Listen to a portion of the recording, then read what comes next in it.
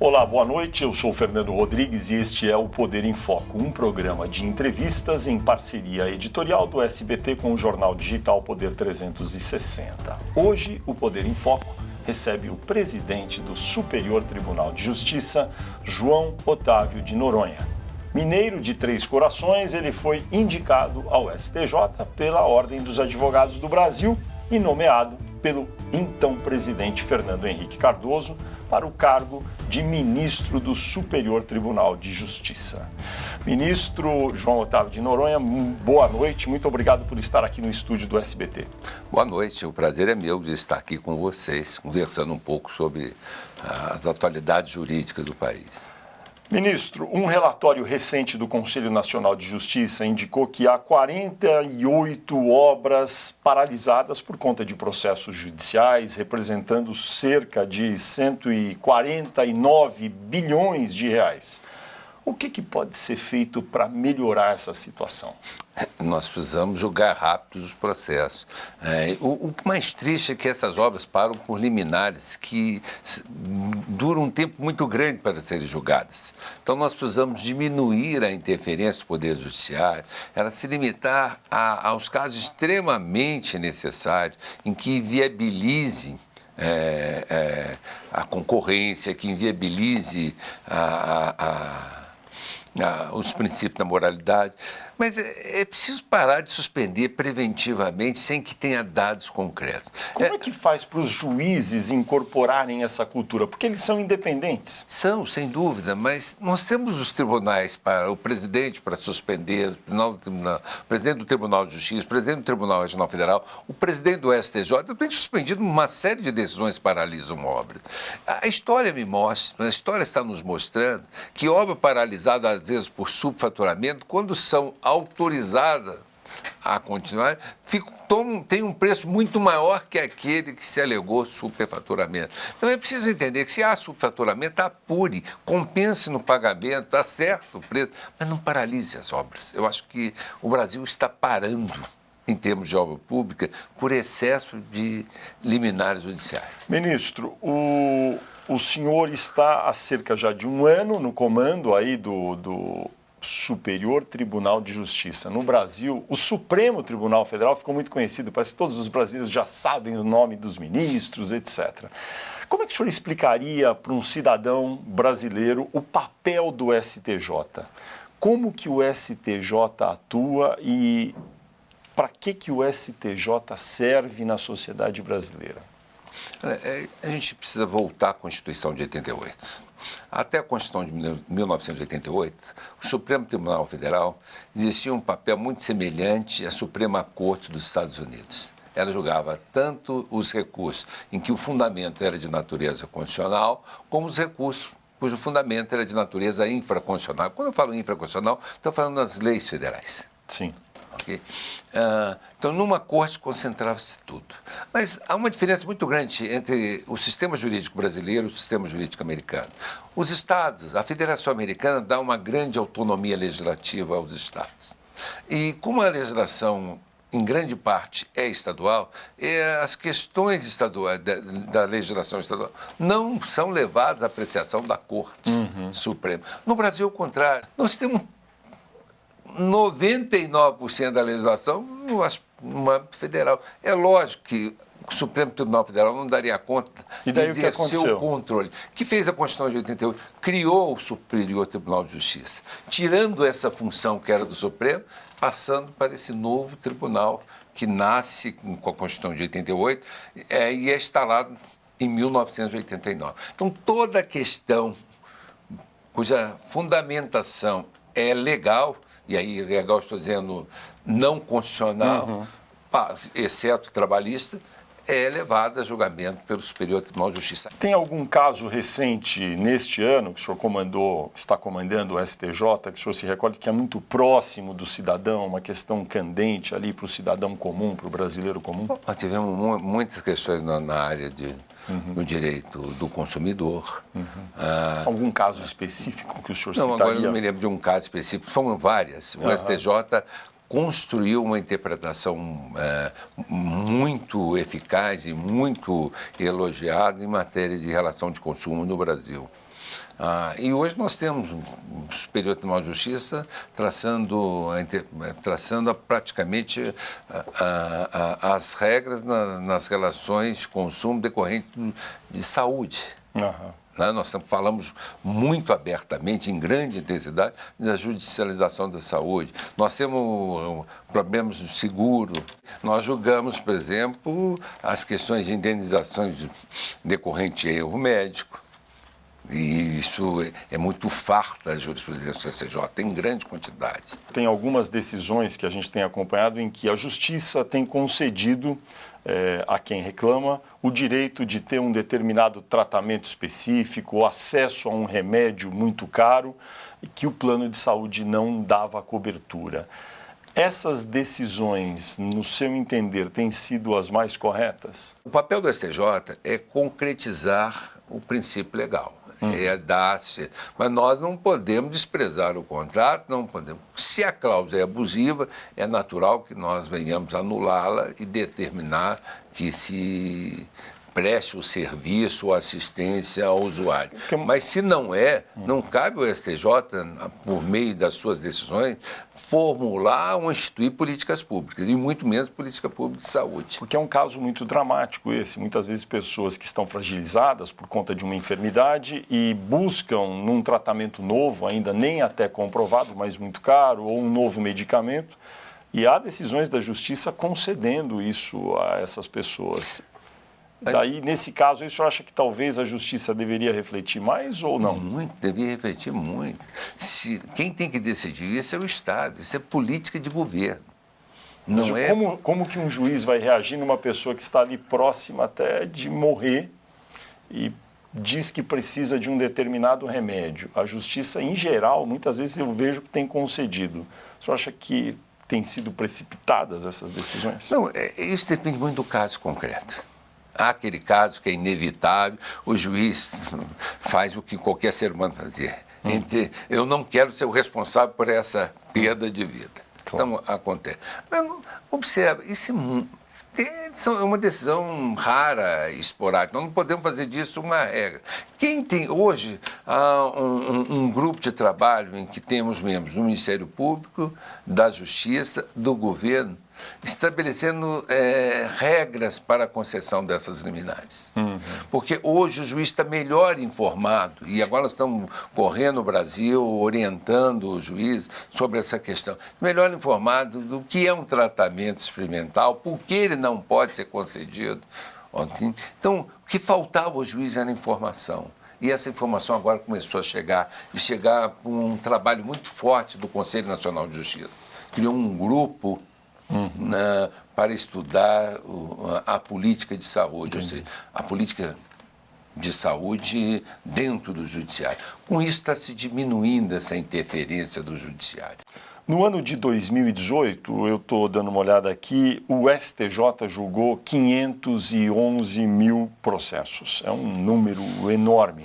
Neste ano de 2019, o balanço preliminar indica que haverá mais ou menos casos. Um número muito próximo. Pode ser um pouco mais ou um pouco menos. É um número enorme de casos. Como é que se explica esse volume todo? O Brasil precisa rever urgentemente o seu sistema recursal. A quantidade de recursos que são levados ao Superior Tribunal de Justiça, ao Supremo Tribunal, nenhum país do mundo ocorre. Nenhum país do mundo ocorre uma quantidade tão grande. Então nós precisamos de disciplina. Nós falamos de morosidade da justiça. Está aí a causa. Todo mundo pode chegar no STJ, todo mundo pode chegar no STF, no Supremo Tribunal Federal. Isso não acontece na Europa, não acontece nos Estados Unidos. As causas que devem ser julgadas pelos tribunais superiores são aquelas que transcendem o interesse individual para ter uma repercussão econômica, uma repercussão social, ou seja, que interessa a toda a sociedade. Não é a justiça do caso concreto. A justiça do caso concreto, em todos os países europeus e até nos Estados Unidos, morre na instância ordinária. A instância ordinária é o primeiro grau e o segundo grau. Por isso se que é onde se fala... apresenta a prova, se analisa provas. O Superior Tribunal de Justiça não faz a justiça de caso concreto porque ele não pode analisar a prova. É lá embaixo. É lá embaixo. Ele só valoriza a tese. Ou seja, ele olha se a subsunção do fato à norma, ou seja, o juiz enquadrou esses fatos na lei, interpretou a lei corretamente. Esse é o controle que faz o STJ em matéria de lei e é o controle que o Supremo faz em matéria de Constituição. Quer dizer, nós precisamos parar no Brasil e examinar esse sistema recursal. Isso daí nos remete a essa discussão toda no ano de 2019 a respeito de poder executar a pena após a condenação em segunda instância. O Supremo Tribunal Federal tomou a decisão, disse que não, que é necessário o trânsito em julgado. O Congresso, ao longo aqui de 2019, está tentando fazer algumas medidas, vão talvez prosperar em 2020. Qual é a sua opinião? O que pode ser feito para talvez executar sentenças após a segunda instância? Mudar a Constituição ou o Código de Processo Penal? Aí cabe uma observação primeiro. Nós estamos discutindo o acessório. Por quê? Nós estamos mascarando. Na realidade, se a sentença vai ser julgada vai ser executada após o julgamento de primeiro grau transjulgado, é uma discussão para mim supérflua, porque na realidade a causa da demora não é o trânsito julgado antes do é a demora no julgamento do processo.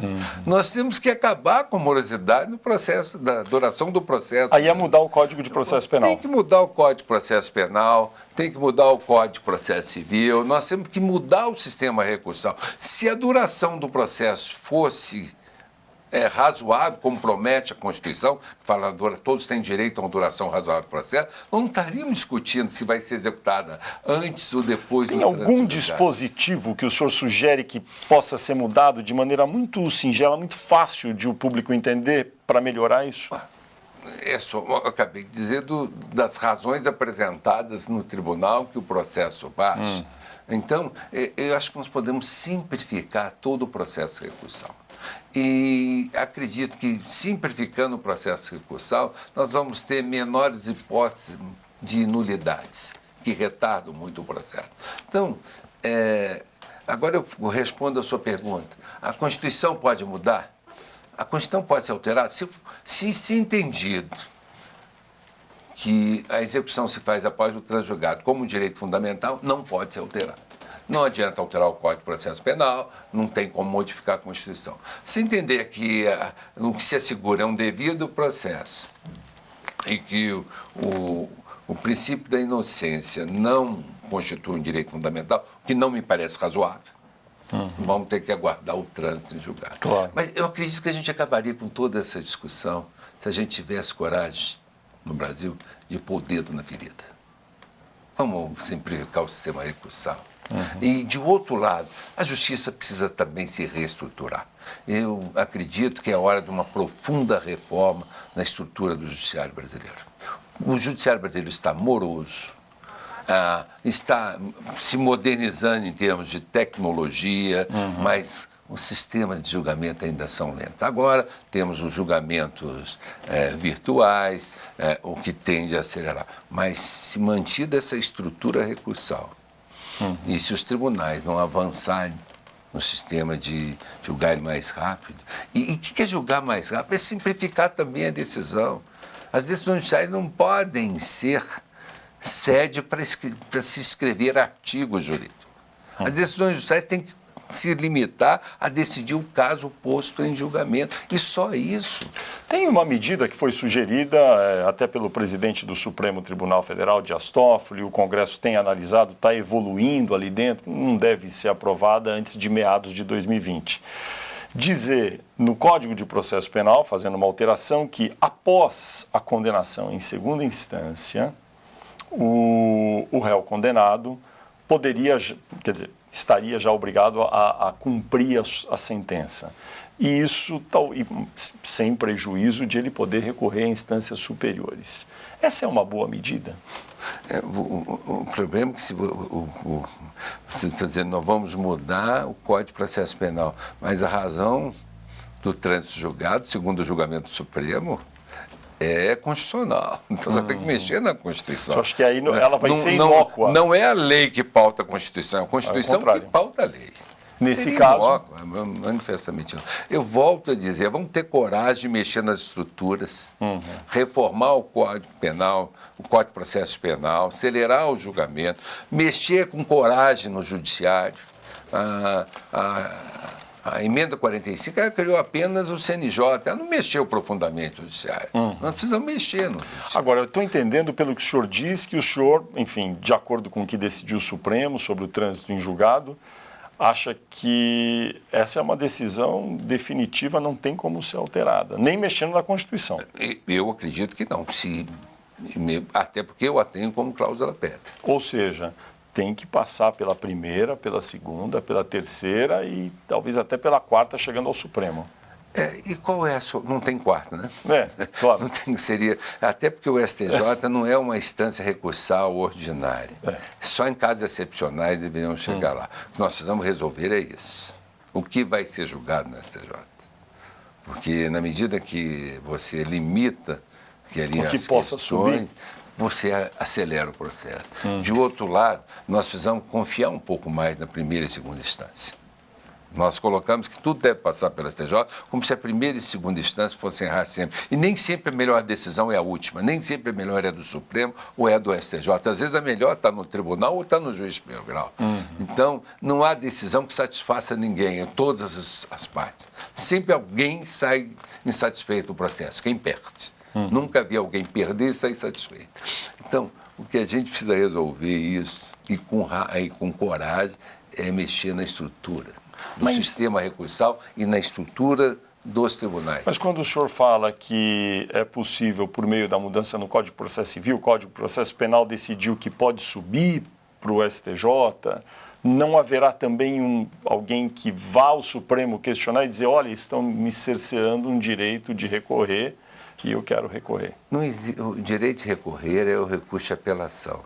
Para os tribunais superiores, a Constituição limita o recurso a uma possível violação da lei federal. Se o STJ diz que não tem, não sobe.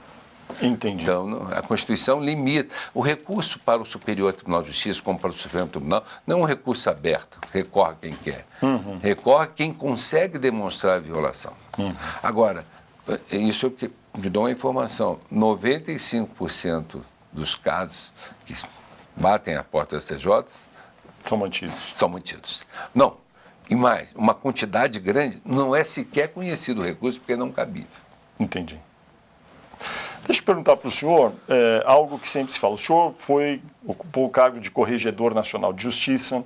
Qual é sua avaliação sobre o tratamento e o ritmo da apuração que são dados às denúncias que são protocoladas contra integrantes do Judiciário? No meu tempo era muito rápido. Agora, observe bem, nós temos um julgamento administrativo, nós temos um procedimento administrativo que tem que assegurar ao juiz também a ampla defesa. E que culmina com uma pena de aposentadoria, pode culminar com várias penas, a mais grave, a aposentadoria compulsória, que ao contrário do que as pessoas pensam, não é um favor, não é nenhum privilégio, porque a aposentadoria compulsória vai desencadear agora um processo penal ou civil para a perda da aposentadoria. E por que o CNJ não pode demitir? Porque no Brasil, na Espanha, na França, na Inglaterra, vige o princípio da vitaliciedade do magistrado. É uma garantia que não dá à pessoa, mas dá ao jurisdicionado como um todo. Um juiz precisa ter garantias para poder julgar. Imagine você não ter juiz garantia ameaçado de demissão. Então, essa prerrogativa que existe, essas prerrogativas que tem na Constituição, não é em homenagem à pessoa do juiz, mas dos jurisdicionados, para que se assegure ao jurisdicionado aquele que vai ao juiz ter certeza. Juiz isento, um juiz com determinação. Mas o que pode ser melhorado nisso tudo? Não, mas os processos no CNJ não têm demorado. Não tem demorado. O que não tem é que todo mundo, uma coisa é o que se alega, o que sai na imprensa, e outra é o que se prova nos autos. Entendi. E eu tive vários casos, nós tivemos alguns casos de aposentadoria compulsória, um número que eu acho até alto em se tratando de magistratura. Mais ou menos quantos? No meu tempo nós tivemos uns 7, 8. Você fala, mas só isso em 16? Mas nós estamos falando de juízes. ok? Nós estamos falando de juiz. Aí o pessoal, não, mas tem muito pouco caso no CNJ. Mas se tivesse muito, a estrutura está toda viciada. Então, é muito bom que tenha pouco. E uma crítica que a gente ouve, o senhor mencionou, a pena máxima é o afastamento, o desligamento do juiz, a aposentadoria compulsória, e só depois abre-se um processo para ver se ele perde os proventos, perde o valor da aposentadoria. Tem alguma forma, por meio de lei, que pudesse ser emendada, ou a Constituição, em que quando ele já é afastado, já fica sem receber a aposentadoria ou não? Não. Observe bem, não é só depois. Nós temos casos que o afastamento vem já com a abertura. Quando há abertura de um processo penal, você pode afastá-lo num processo penal. Agora, o presidente de um determinado tribunal foi afastado das funções. Justo. Ok? Então, ele vai ser afastado. Perder o vencimento agora é uma precipitação. Ele tem que sustentar. Ele não pode advogar, ele não pode fazer outro trabalho. Então, vamos apurar primeiro o custo para a sociedade.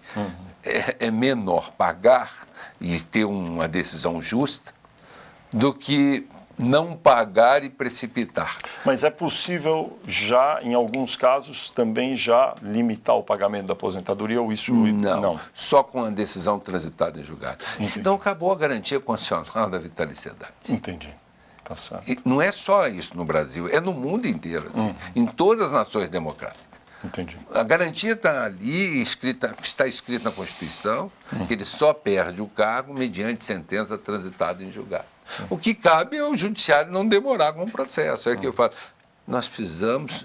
Eu acredito que o CNJ, a gente vai precisar fazer uma reforma na Constituição daqui a pouco, ou esclarecer qual é o papel do CNJ, que é o Conselho da Justiça Federal. Eu acredito que o Conselho da Justiça Federal deveria ficar encarregado da justiça, soberano com a Justiça Federal.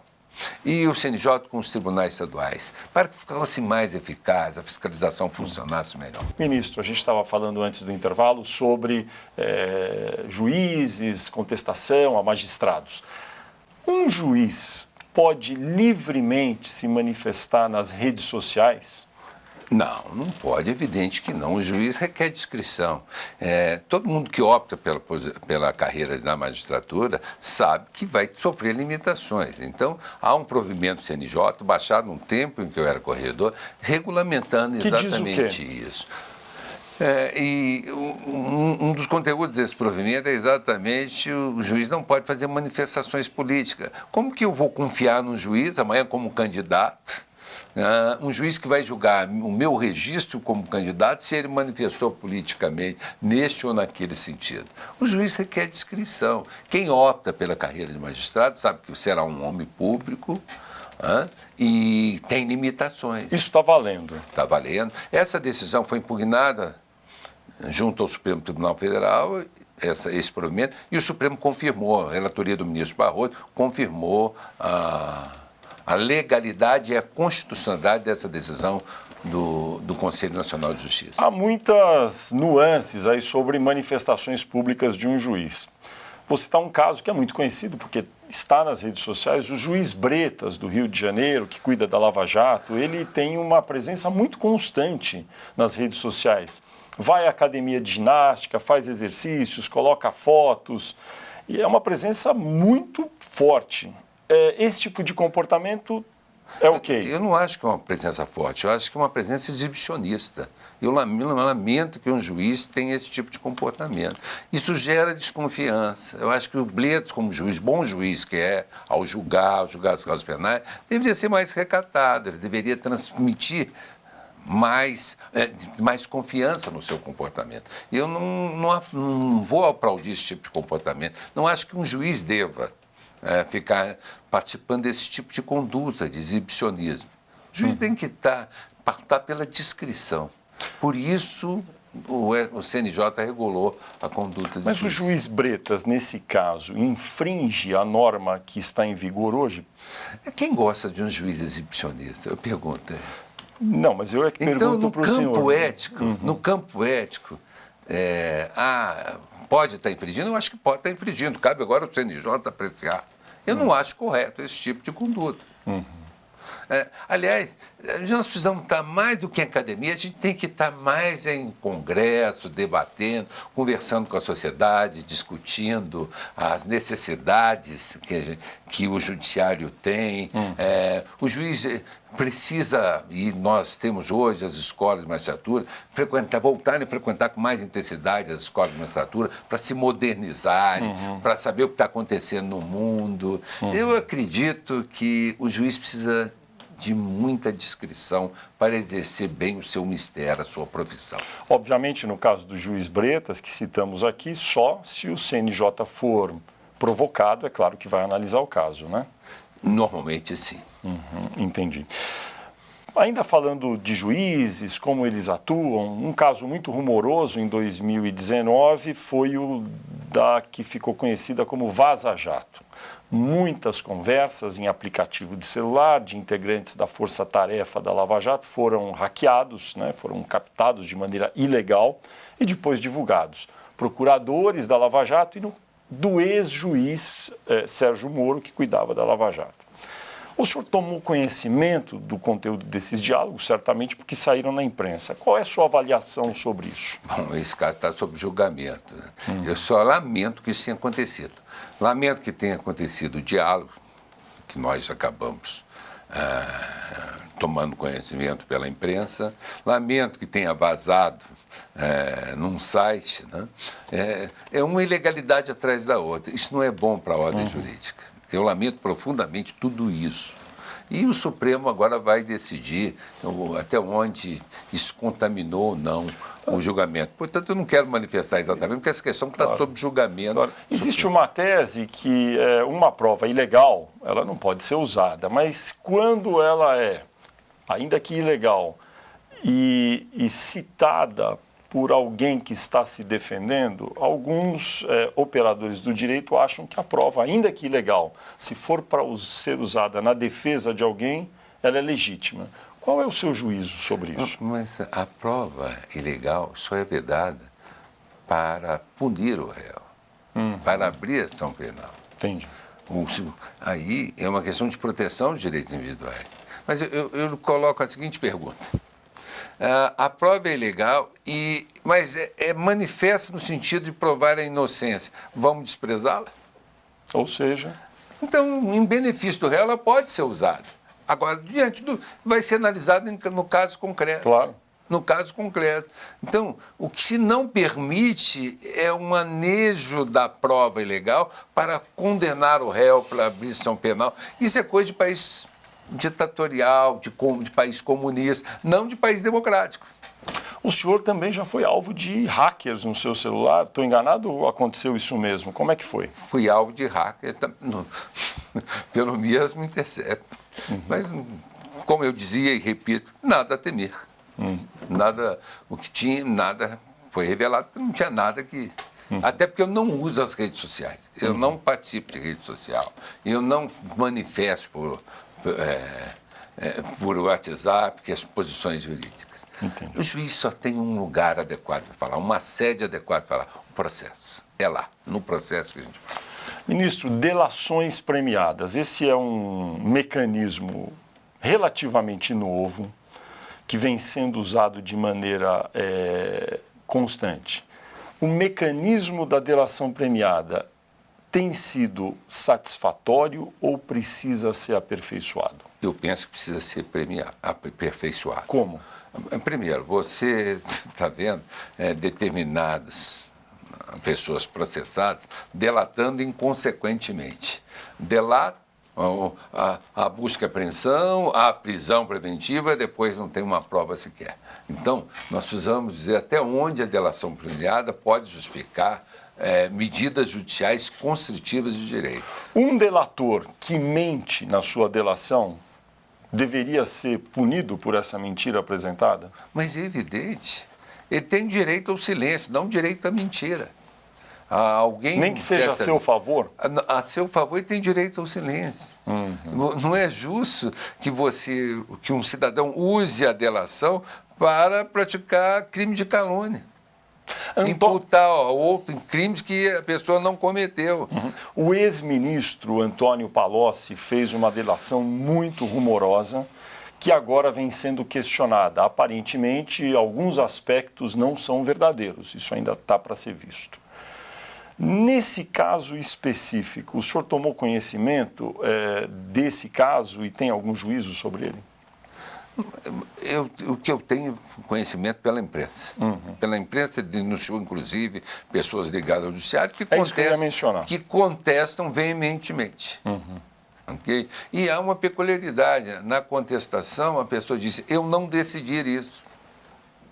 Foi uma turma. Quer dizer, há contradição entre o que se alega e o que foi julgado. Só para o nosso telespectador ficar ciente, Antônio Palocci, que foi ministro do governo Lula, do governo Dilma, foi preso pela Lava Jato, fez uma delação premiada para a Polícia Federal. Nessa delação, falou muita coisa, entre outras que um caso lá de trás, de 10 anos, chamado Operação Castelo de Areia, que foi anulado, a operação foi anulada pelo STJ, que o STJ teria feito essa anulação mediante um tráfico de influência, pagamento de propina ou coisas do gênero.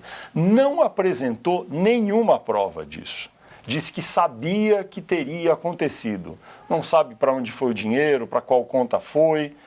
A Polícia Federal aceitou.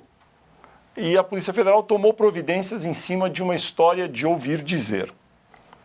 Nesse caso, o que a Justiça pode fazer? Bom, o habeas corpus é um instrumento hábil para trancar os processos que não têm justa causa. Aí o que vai a Justiça apreciar? Há justa causa, há indícios, porque ninguém pode ser investigado sem indícios. Ninguém pode ser processado por ouvir dizer. Então, eu não sei, esse caso eu não tenho conhecimento de prova, do que pé está no primeiro grau ainda, ou está ainda em fase de inquérito. Vai passar certamente pela Justiça, e aí, penso que é Justiça Federal, vai passar ainda pelo juiz de primeiro grau, pelo tribunal, deve haver algum controle. Agora, não se pode acusar sem prova. E sem indício. Senão o país vai ser o país das delações inconsequentes. Agora, Isso acaba com o prestígio do Instituto da Delação Premiada. Os órgãos de controle, de investigação, Ministério Público, Polícia Federal, teriam, de alguma forma, de ser compelidos a exigir alguma evidência material concreta nas delações, nesse caso que o senhor está dizendo, ou... Porque, no caso de Antônio Palocci, ele contou muita coisa que ele ouviu dizer sem apresentar nenhuma evidência. Como resolver isso? Bom, ele ouviu dizer tanto que não teve credibilidade para o Ministério Público. O Ministério Público. Daí foi a Polícia Federal que aceitou. Foi a Polícia Federal que deu credibilidade. Agora, a Polícia Federal errou? Não, eu não sei, porque é difícil manifestar quando você não conhece o caso concreto. Eu não conheço o caso concreto e até por ética não posso falar. Nós estamos falando em tese. Em tese, boatos não justificam, ok? Não podem ser tomados como delação. A lei precisaria ser aperfeiçoada sobre como o agente da lei toma a delação? Não. Quem precisa aperfeiçoar são os tribunais. Os tribunais têm que aperfeiçoar a interpretação. Não precisa mudar a lei. Qual é o papel do Instituto da Delação? Que visa? Então, é razoável delatar sem nenhuma prova, sem nenhum indício. Nós vamos virar um país dos delatores mau caráter. Todo mundo que quer se livrar de uma pena vai começar a delatar. E delatar mentiras.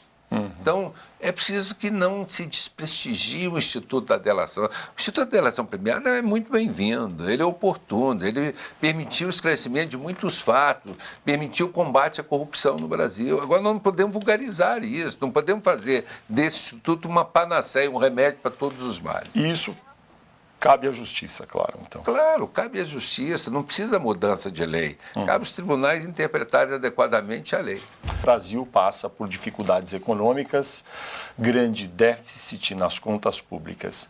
O Poder Judiciário pode contribuir como também contendo as suas despesas? Olha, tem contribuído. Eu gostaria de lembrar que os nossos gastos estão congelados desde 2016. Portanto, não tem tido aumento de gasto nenhum. Como que nós podemos contribuir neste momento? Nós precisamos melhorar a eficiência da justiça. Eu tenho esse discurso e tem no Superior Tribunal de Justiça, por exemplo, eu extingui uma série de órgãos para não contratar novos funcionários, nós redistribuímos, redesenhamos, mediante uma engenharia de estratégia,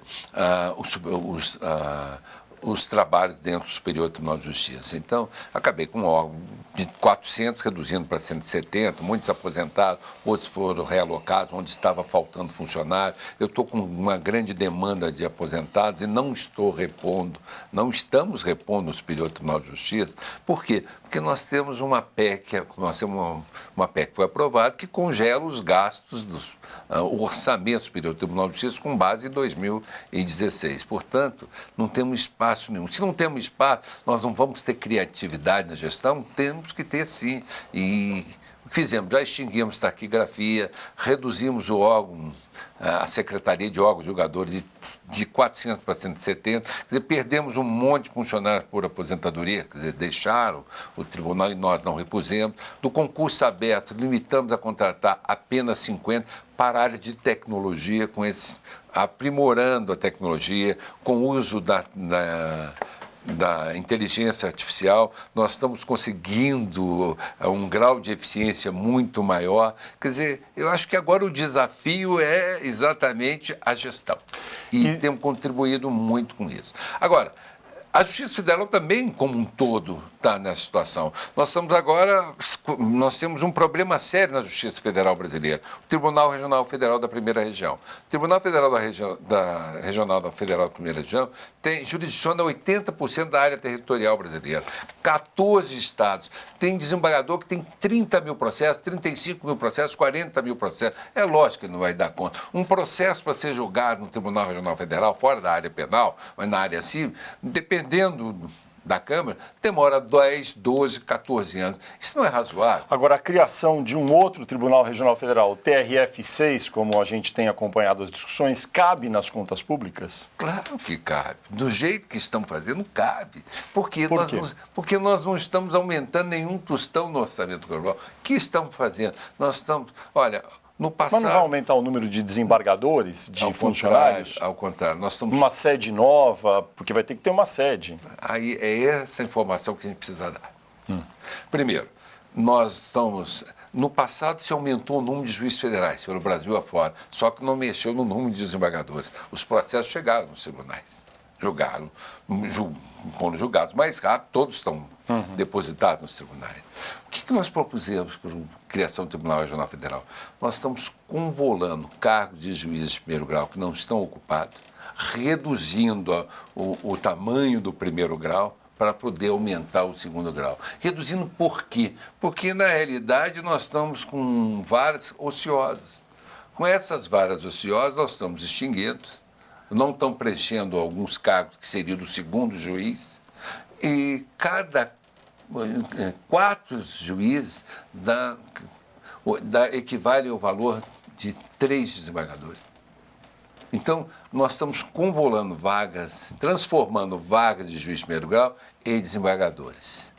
Nós fizemos um desenho de uma secretaria compartilhada. Acabou a secretaria da primeira turma, da segunda turma, é uma secretaria do tribunal. Com isso, nós estamos reduzindo o número de funcionários. O tribunal já nasce todo informatizado. Todo processo eletrônico. Já estamos tomando a providência de digitalizar tudo atualmente. O senhor está dizendo que não vai aumentar o número de funcionários no cômputo geral? No cômputo geral, não. Pelo contrário, vai reduzir o número de juízes. Ainda assim, não vai ter que ter uma sede em outro estado? Não.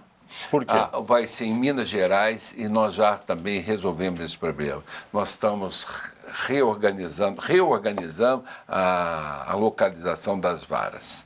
Nós abrimos espaço no mesmo edifício para a instalação do tribunal. Foi-nos oferecido prédios pelo governo do Estado e nós não aceitamos exatamente para não termos as despesas adicionais. Nós estamos criando um novo modelo de tribunal. A proposta é de que o carro só tenha cargo motorista, o presidente, o vice e o corregedor, que são cargos administrativos, tem representatividade, o corregedor tem que viajar pelo Estado. Fora daí, os desembargadores não terão mais. Isso no TRF6, no novo? No TRF6. E nos outros, é possível adotar essa medida? Vai ser possível. Nós precisamos primeiro instalar Minas no TRF6, implementarmos todas essas medidas e em tudo que funcionar bem, a gente mudar o modelo. Do que depende a criação do Tribunal Regional Federal 6 da 6ª Região? A aprovação pelo Congresso Nacional. Sim. Já está, o projeto já foi entregue ao presidente da Câmara, já tem um relator designado que está redigindo o seu relatório e a gente acredita que até março está aprovado na Câmara e até abril, maio no Senado, uma vez que não tem nenhum aumento de gasto. Mas, paralelo à criação do Tribunal Regional Federal 6, nós estamos aumentando o número de desembargadores no Rio Grande do Sul, no Rio e São Paulo, também convolando vagas de juiz de primeiro grau, né, de juiz substituto não preenchido em desembargadores, para desafogar os tribunais. Eu não posso deixar de perguntar o seguinte: existe uma percepção em parcela da sociedade que juízes, magistrados, têm salários altos, têm privilégios, andam de carro com motorista. Como é que o senhor responde a essa percepção de parte da sociedade? Bom, primeiro que o juiz de primeiro grau não anda de carro, anda no seu próprio carro, exceto, às vezes, o diretor do foro, que tem um carro de administração. Os desembargadores, cada um tem um carro com um motorista que é um segurança. Então, e nem todos, em São Paulo, nem todos os desembargadores têm carro. Tem um pool, né, na garagem que atende vários. Você acha necessário que tenha ou o pool ou o carro individual? Eu acho que nós já, na modernidade, nós vamos acabar com isso. Carro com motorista para ministro? Não, o que o juiz precisa é de uma segurança. É ilegal que ele precisa de uma segurança. Ele julga, imagina um juiz penal em São Paulo, onde o PCC atua fortemente. Aliás, o PCC está no Brasil inteiro. Esses juízes merecem uma proteção. Entendi. Por exemplo, em alguns estados, ao juiz de execução penal, o Ministério da Fazenda destinou ele mesmo um carro blindado para proteger o juiz. Nós precisamos do uso do carro como fator de segurança. O Supremo, os tribunais superiores têm representatividade, e é um número pequeno. Agora, eu acredito que nem nos estados deve prevalecer essa função de carro com motorista. É hora de se abandonar isso. Eu acredito que nós precisamos dar um salário adequado para que o juiz possa cuidar da sua família, pagar o estudo dos seus filhos. Agora, ganha-se muito? O que é muito? O que é muito? Quanto ganha um diretor do Banco do Brasil? Eu, por exemplo, no Superior Tribunal de Justiça, ganho a metade do que ganhava quando era diretor do Banco do Brasil. Quanto ganha no setor privado? E outra coisa, eu não posso ter os magistrados mal remunerados, eu não vou ter gente talentosa, eu preciso de gente boa. Acho que a remuneração decente é uma forma de você recrutar juízes preparados e adequados com talento para a magistratura. Ainda sobre a condição de trabalho dos juízes, duas perguntas. A primeira é a seguinte: sempre aparece essa discussão.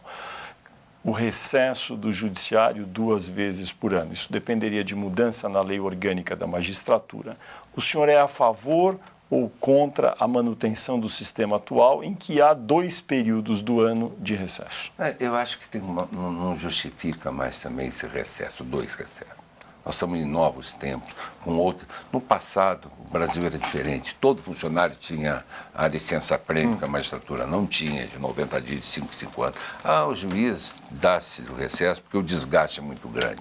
Mas nós estamos em novos tempos. Ou seja, você acha que juiz tem que trabalhar 11 meses e folgar 1 mês? 1 mês. Essa é a regra. Agora, será que haverá iniciativa de mudar isso na lei orgânica por parte... Pode não ter iniciativa, a lei vai, o Congresso pode mudar isso até na Constituição. Não tem que ser iniciativa do Judiciário? Não, a iniciativa da lei orgânica é do Judiciário, mas o conteúdo da lei orgânica depois pode ser alterado pelo Congresso. Outra coisa, nada impede o Congresso de aprovar uma emenda constitucional que veda a concessão de férias de 60 dias. Ou seja, melhor férias de 30 dias para juízes. Como todos os demais cidadãos. Outra pergunta sobre o Conselho Nacional, o Conselho da Justiça Federal tendo o direito agora de viajar em classe executiva quando fazem viagens de avião. Essa decisão foi baseada em qual critério? Então vamos explicar isso. Quem integra o Conselho? O presidente do STJ, mais 4 ministros do STJ. Então, o presidente... Metade do STJ. Metade do Conselho é de ministro do STJ. Ok? A outra metade são os presidentes dos tribunais regionais federais. O presidente do Tribunal Regional Federal, quando viaja, pode viajar de executiva. Quando viaja pelo seu tribunal. Os ministros do STJ, quando viajam pelo STJ, podem viajar de executiva. E por que pelo Conselho não poderia? Então, algum presidente no passado, numa atitude muito demagógica, baixou a seguinte resolução: eu, presidente, viajo de executivo. Os demais aqui, quando viajarem, vão me representar, vão viajar de econômico. Nós estamos falando de um ministro do Superior Tribunal de Justiça. Nós estamos falando de alguém que tem representatividade institucional, que vai falar na corte na Alemanha, que vai visitar a corte na França. Nós estamos falando de pessoas que têm um grau de representatividade elevado. Um ministro de Estado viaja de executivo ou viaja no jato do governo, que equivale a um ministro do STJ. Então, eu tinha duas opções. Mantém essa discriminação odiosa, ok? Ou eu igualo, como tem que ser. Todos integram o mesmo conselho, têm o mesmo status. Por que um viaja para o executivo? Segundo, quantas são as viagens do conselho, dos membros do conselho? São mínimas. Nós fomos à Alemanha agora num intercâmbio que temos com a Justiça Alemã. Eles estão vindo aqui, nós fomos lá, a França vem aqui, eu já fui visitar. Há hoje um intercâmbio, nós estamos trocando experiência. Quantas viagens se faz no Conselho de Justiça Federal? Eu viajei uma vez pelo Conselho de Justiça Federal. Nesse ano todo. Os ministros dos 5, 3 me acompanharam nessa viagem. Foi um intercâmbio, foi um programa que fizemos. Entendi. Então, não é uma farra de viagens. Ministro, muito obrigado por sua presença aqui no Poder em Foco e eu também agradeço a você, telespectador, que acompanhou o programa até aqui. Aproveito para lembrar que você pode assistir a esta entrevista nos canais do SBT Jornalismo e do Poder 360 no YouTube. No próximo domingo, logo após o programa Silvio Santos, tem mais um Poder em Foco, sempre conversando com personalidades do ambiente do poder. Eu espero você aqui. Boa semana a todos.